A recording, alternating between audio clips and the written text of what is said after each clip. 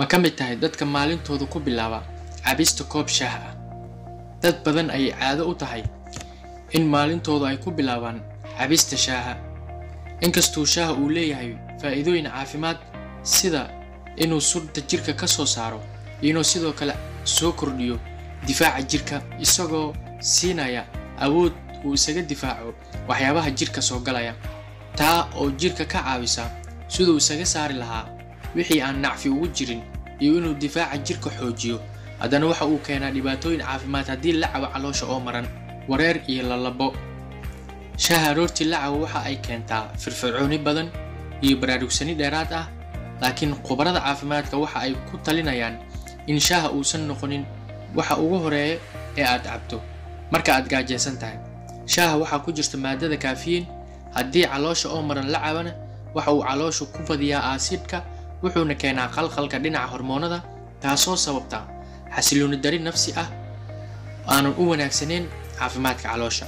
cabista shaaha caloosha oo maran waxaa laga qaadaa wareer iyo lalabo. shaqada dheefshiidka, shaaha wuxuu kordhiyaa heerka aasidka caloosha, taasoo qofku ku keeni karta calool olol badan, waana suurtagal inay nabar caloosha ku keento.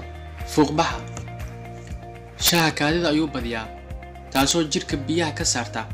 marka ay subaxii soo kacdo, jirka waxa uu u baahan yahay in la waraabiyo, sababtoo ah saacadihii badnaa ee aad hurdaysay biyo ma aadan cabin. marka aad shaaha cabto waxay keeni kartaa fuuqbax, taasoo horseedi karta murqa xanuun iyo waxyaabo la mid ah. dad badan waxay isku arkaan dibiryo marka ay shaah cadeys ay cabaan, sababtuna waxa ay tahay lactose badan ee caanaha ku jirto ay saameynaysa caloosha maran.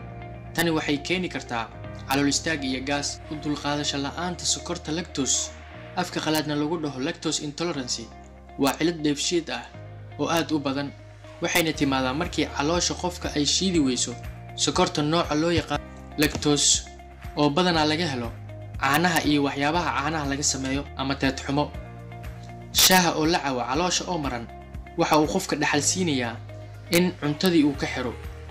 shaaha bigeyska oo la cabo marka ay calooshu maran tahay waxaa laga dhaxlaa ama teed xumo iyo dibiryo. haddii aad rabtid inaad shaah cabto subaxii, cab quraacda kadib.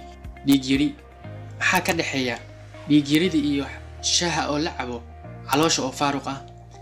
shaaha waxa uu hoos u dhigaa awoodda uu jirka ku nuugi lahaa birta loo yaqaan iron. dadka ay dhiig yaridu hayso waxaa loogu digaa inay shaah cabaan iyagoo gaajeysan. shaaha kafeyga iyo cabitaanka shukulaatada iyo noocyo badan intaba waxaa ku jira maadooyin loo yaqaano polyphenols. maadadan waxay hoos u dhigtaa macdanta birta ee laga helo cuntada. haddii ay caado kuu tahay in shaaha aad cuntada ku cabtid ama isla markii aad ka daba cabtid, waxaa hoos u dhac maadada birta ee dhiigga laga sameeyo, maadaama jirka uusan ka faa'iideysan karin birta ku jirta cuntada aad cuntay. taasina waxay kuu keentaa dhiig yari loo yaqaano iron deficiency anemia, oo laga wado dhiig yarida ka dhalata bir la'aanta.